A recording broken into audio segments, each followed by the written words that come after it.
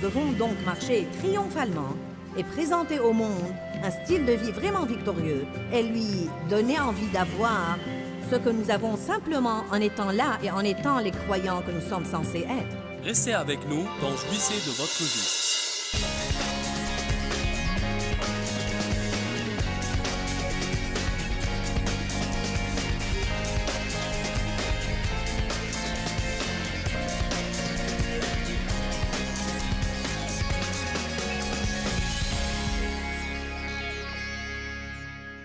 J'ai fait ce que je sais faire et rien ne marche. Tout ce qu'il me reste à faire, c'est prier. N'est-ce pas une déclaration stupide? C'est vraiment presque le comble de la stupidité. C'est comme, je vais essayer le truc de la prière, vous savez. Cette toute dernière tentative pour voir si le truc de la prière marche, mais je ne sais pas, je fais tout ce que je sais faire et rien ne marche. Il n'est pas écrit si vous êtes dans la souffrance, affligé et maltraité. Cela veut dire que si le diable vous harcèle ou si les gens vous harcèlent, qu'est-ce que vous êtes censé faire? Prier. Quelqu'un est-il dans la joie? Qu'il chante des cantiques. Quelqu'un est-il malade? Que les anciens de l'Église prient pour lui.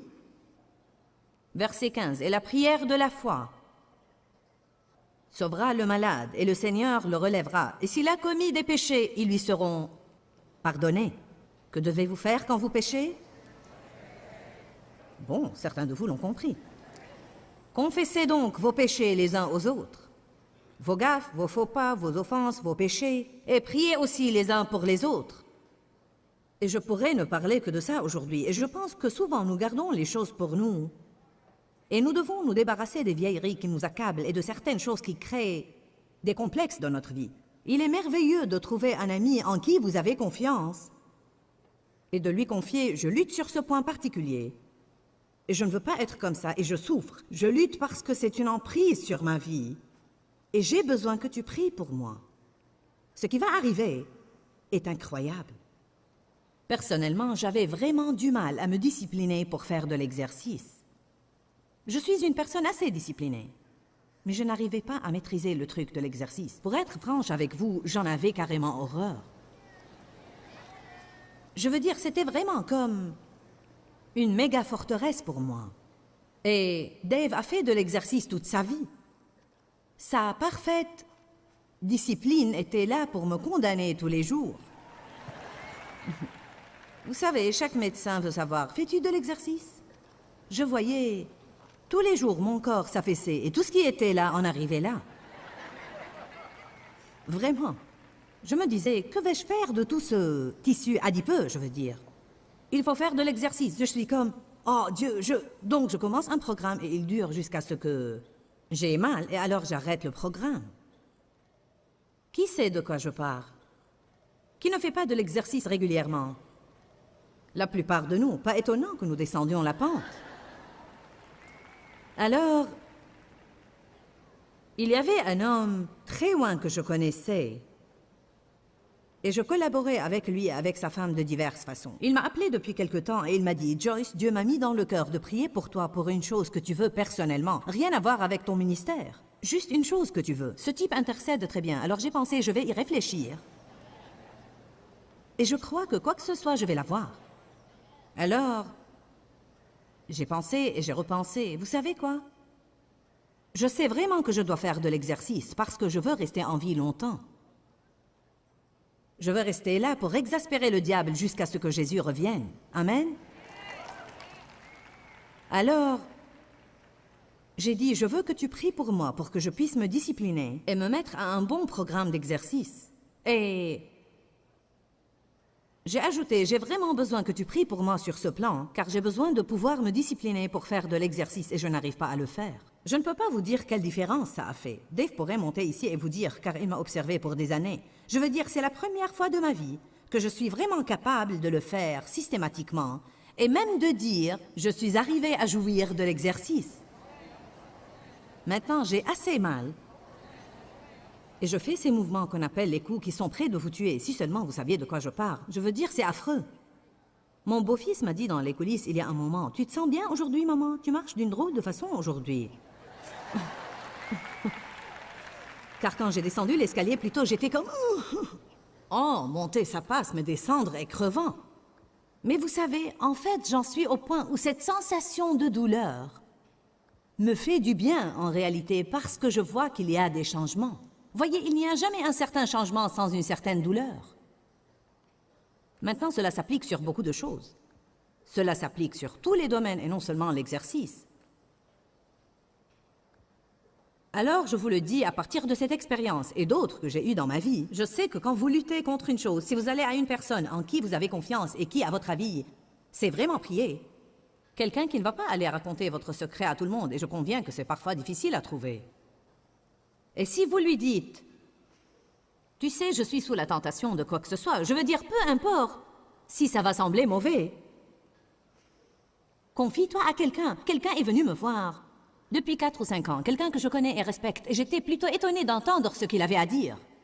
Il a dit, j'ai besoin de me confier à quelqu'un, et j'espère que si je l'extériorise, ça va peut-être briser la force de Satan. C'était en fait un homme qui voyageait tout le temps seul, et il a dit, je suis vraiment tenté quand je m'éloigne de ma femme pour une longue période de temps, et je pense aux autres femmes. Il a ajouté, je vois une certaine femme à l'aéroport, et mon esprit commence à aller dans le mauvais sens, et je ne veux pas faire ça, mais je n'arrive pas à me contrôler. Nous nous sommes tenus les mains, et j'ai prié avec lui. Et j'ai dit, j'imagine que du seul fait de vous confier, que ça va... Car voyez, Satan aime que tout soit caché dans le noir.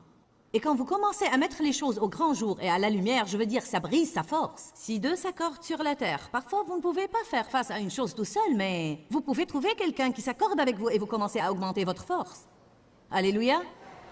Je ne pourrais pas porter cette télévision, elle serait trop lourde pour moi. Mais si je demande à Dave de monter et de m'aider, je parie qu'à nous deux, nous pourrions la porter. Certains de vous sont peut-être trop entêtés ou trop fiers pour demander l'aide dont ils ont besoin. Et comme je l'ai dit, je veux le répéter, trouvez quelqu'un qui est digne de confiance car les gens souffrent beaucoup à cause des gens qui dévoilent leurs secrets. Eh bien, s'il y a une chose que nous devons apprendre, c'est de ne pas souffler mot et de ne pas être des rapporteurs. Amen. Nous ne devons pas raconter les histoires des autres. Chaque fois que vous racontez le secret de quelqu'un d'autre, vous semez une graine pour que quelqu'un raconte le vôtre. Je ne sais pas quel est notre problème, mais qu'est-ce que nous aimons parler? Si nous répandions les bonnes nouvelles aussi vite que nous répandons les mauvaises nouvelles, notre situation serait meilleure. Cela m'étonne que quelqu'un de régénéré, baptisé par le Saint-Esprit, passant la moitié de sa vie à l'Église, puisse être comme nous le sommes. Quand nous tombons sur un potin croustillant, nous mourrons d'impatience de courir et de le raconter à quelqu'un. C'est une chose vraiment mauvaise dans la chair. Alors, demandez aux autres de prier pour vous. Confessez des choses les uns aux autres. Alors, j'ai prié pour ce jeune homme et je lui ai demandé 3 mois plus tard s'il avait toujours des problèmes. Il m'a dit, je n'ai plus eu aucun problème depuis le jour où nous en avons parlé. Je suis pour mettre les choses au grand jour et trouver quelqu'un qui s'accorde avec vous. Vous dites, je ne veux pas être embarrassé, j'ai peur de ce que les autres vont penser. Je préfère être embarrassé que de rester dans l'esclavage. Alléluia. Il est écrit dans Jacques 5,16, « Confessez vos péchés les uns aux autres, afin que vous soyez guéris et ramenés à la tonalité spirituelle de l'esprit et du cœur. » La prière sérieuse, sincère et continue d'un homme juste engendre une puissance immense et dynamique dans son effet. Alors, ne vous méprenez pas sur la prière. Quand nous prions sincèrement, je veux dire quand nous sommes sérieux, je ne parle pas de prier le ciel et d'essayer d'avoir l'air religieux, mais je parle de vraiment parler à Dieu. Je veux dire, quel privilège extraordinaire que de dire « je peux parler à Dieu ». Je veux dire, mon Dieu, nous devons guérir de la mentalité qui dit que nous rendons service à Dieu si nous prions pour 10 minutes. Vous savez, ce n'est pas une pendule de pointage spirituel. Eh bien, vous savez, je dois prier maintenant pour 30 minutes. Oh Dieu, oh Dieu, oh Dieu, oh Dieu, oh Dieu, oh Dieu. D'accord, les 30 minutes sont passées. Nous devons apprendre à prier à propos de tout. La prière doit être comme la respiration. Une chose se passe dans votre vie, priez à son sujet. Quelqu'un est malade, vous priez. Vous êtes affligé, vous êtes blessé, priez. Je me rappelle que depuis quelques mois, quelqu'un m'a blessé dans la famille. Pas ma famille immédiate, mais ma famille étendue. Et je me sentais vraiment si rejetée. Et je m'asseyais sur le siège arrière de la voiture et je pouvais sentir cette douleur dans mon âme. Et j'ai juste dit, Dieu, tu dois me réconforter. J'ai besoin de ton réconfort. Je ne veux pas me sentir comme ça. Je ne veux pas être amère. Je ne veux pas être rancunière. Cette personne m'a déjà fait ça avant. Et je ne veux même pas y penser. Mais tu dois m'aider, car je ne peux pas faire ça toute seule. C'est comme si Dieu m'avait touchée et cette chose s'en est allée. Mais combien de fois, au lieu de faire ça, nous disons « Tu ne vas jamais croire ce qu'elle m'a dit, tu ne vas jamais croire ce qu'elle a fait. Maintenant, je suis blessée et j'en ai marre d'être rejetée. Ce n'est vraiment pas bien. » Nous faisons tous les mauvais trucs, tandis que vraiment nous serions tellement mieux si notre première réaction à chaque crise et à chaque douleur émotionnelle, si notre première réaction était de prier avant toute autre chose, nous aurons indubitablement des tas de grandes victoires dans notre vie. Dieu nous promet la victoire. Il doit y avoir une raison pour laquelle les gens ont si peu de victoires dans leur vie. Je vous le dis, la grande majorité de chrétiens ne marchent vraiment pas dans la victoire. Mais nous devons être victorieux. Ma Bible dit que dans toutes les situations, Dieu nous rend victorieux par Christ. Nous devons donc marcher triomphalement et présenter au monde un style de vie vraiment victorieux et lui donner envie d'avoir ce que nous avons simplement en étant là et en étant les croyants que nous sommes censés être. Je crois en fait que nous ratons vraiment la puissance de la prière sur une grande échelle. Oui, les gens prient et passent des nuits de prière à l'église et nous avons des réunions de prière. Mais je parle ici de votre vie de prière. Je parle de votre vie de prière personnelle. Je ne parle pas de toutes les listes de choses à propos desquelles nous prions. Nous prions à propos de l'avortement et nous prions à propos de ceci et de cela et de ceci et cela et autre chose. Je parle en fait des problèmes qui se produisent dans votre vie, des choses qui vous arrivent à vous. Êtes-vous en train de prier pour chaque situation dans laquelle vous vous retrouvez et à propos de laquelle vous ne pouvez rien faire? Si votre première réaction est de prier, je vous le dis, vous allez voir la puissance de Dieu se manifester dans votre vie d'une façon qui va vous laisser bouche bée d'enchantement majestueux. Pour que la prière soit efficace, elle doit être sincère. Sincère, venant du cœur et fondée sur la parole. Il n'y a rien de plus puissant que vous puissiez faire dans vos prières que de citer une écriture. Maintenant, Dieu, ta parole dit que tu pourvoiras à tous mes besoins selon ta richesse dans la gloire. Moi, je donne, je paye la dîme, je fais ce que tu me demandes de faire. Et donc, Dieu, j'ai besoin de 4 pneus pour ma voiture et je n'en ai pas l'argent. Et je te demande de me procurer l'argent pour avoir ces pneus au nom de Jésus. Amen. Je n'ai pas besoin de 4 pneus, je me sers de cela comme exemple. Et je ne veux pas que tout le monde m'envoie des pneus.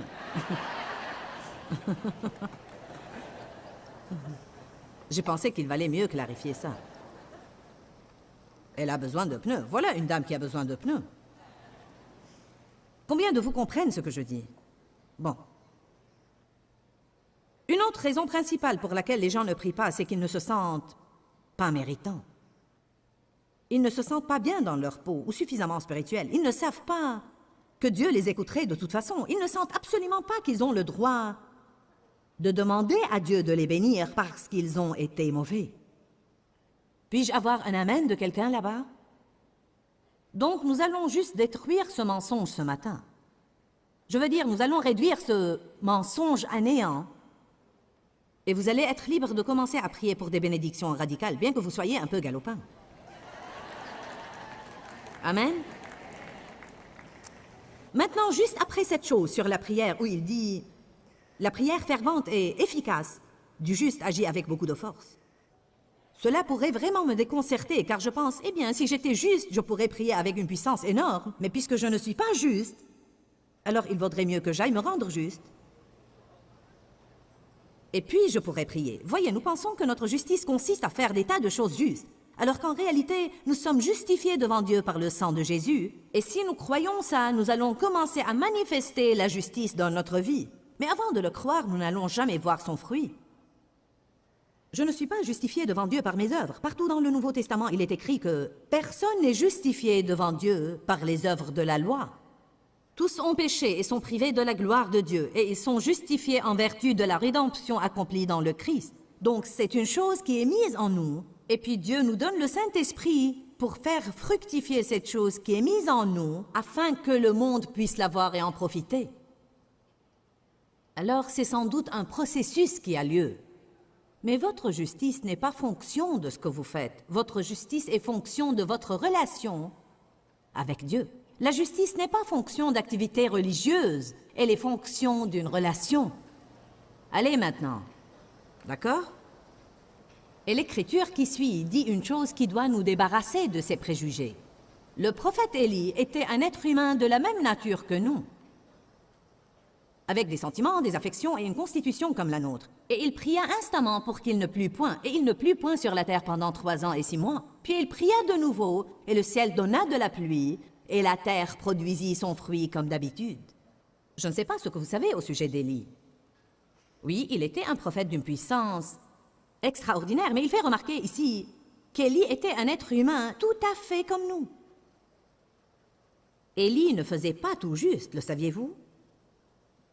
En fait, il était un petit peu instable par moments. Vous le voyez dans la Bible se payer la tête de 450 prophètes méchants de Baal un jour, les mettant à mort tous et les tuant. Et le lendemain, vous le voyez s'enfuir dans la peur, déprimé, voulant se donner la mort à cause d'une femme. Maintenant, qu'est-ce qui ne va pas dans cette situation? Le lundi, je tue 450 prophètes. Le mardi, je m'enfuis de devant une femme. Ce n'est pas du tout logique. Amen. Le dimanche, je loue Dieu à l'église avec tous mes amis et je saute et je crie Alléluia. Et je sautille, nous apportons le sacrifice de grâce dans la maison du Seigneur. Oh, le Seigneur soit loué, Alléluia, gloire à Dieu. Nous étalons tout notre christianisme devant tous nos amis. Et puis lundi matin, nous nous levons déprimés. Je ne comprends pas ce qui ne va pas dans ma vie. Ensuite, le diable dit, vaudrait mieux que non, tu ferais mieux de ne pas prier. Car regarde le désordre dans lequel tu es. Eh bien, Élie était plutôt dans un chaos aussi. Et pourtant, il a prié. Et Dieu a écouté ses prières. Non seulement Dieu a écouté ses prières, mais Dieu l'a fait sortir du désordre dans lequel il était même quand il était déprimé et découragé. Vous savez, la vraie raison de sa dépression était son effondrement. Il était fatigué de toutes les choses qu'il avait faites la veille. Et vous savez quoi? Quand je suis vraiment fatigué, je peux devenir semi-non spirituel. Amen.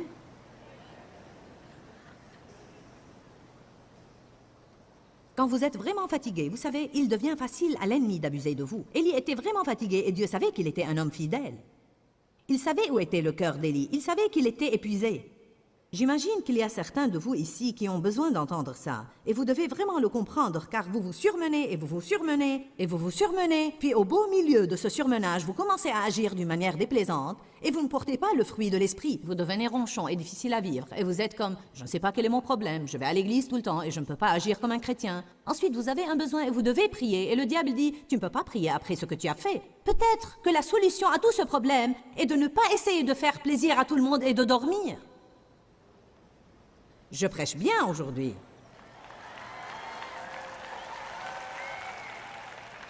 Nous serions étonnés de constater combien de choses seraient réglées rien qu'en éteignant ce téléphone. Comment avons-nous pu vivre sans portable? Je n'avais jamais su que j'étais si importante avant le portable. Maintenant, toutes les 2 minutes, quelqu'un doit me trouver. S'il ne peut pas m'avoir sur le mien, il appelle celui de Dave. S'il ne peut pas l'avoir, il appelle un des enfants. C'est comme, laissez-moi tranquille. Quand un homme juste prie, je vais vous dire une chose, je suis juste tout comme l'était Élie. En fait, plus juste, car Jésus-Christ vit en moi. Alléluia. Donc s'il peut prier, je peux prier. S'il peut être émotionnellement instable et avoir l'exaucement de ses prières, alors je peux être émotionnellement instable et avoir l'exaucement de mes prières. Et vous le pouvez aussi. Allez à Ésaïe 41. Nous exaspérons le diable aujourd'hui. Car vous qui pensez que vous êtes un désastre pitoyable et qui ne priez pas avec assurance, vous allez sortir d'ici et commencer à prier pour toutes sortes de choses radicales et Dieu va vous les donner. Et vous allez être heureux. Ensuite, si vous êtes heureux, vous pouvez rendre quelqu'un d'autre heureux.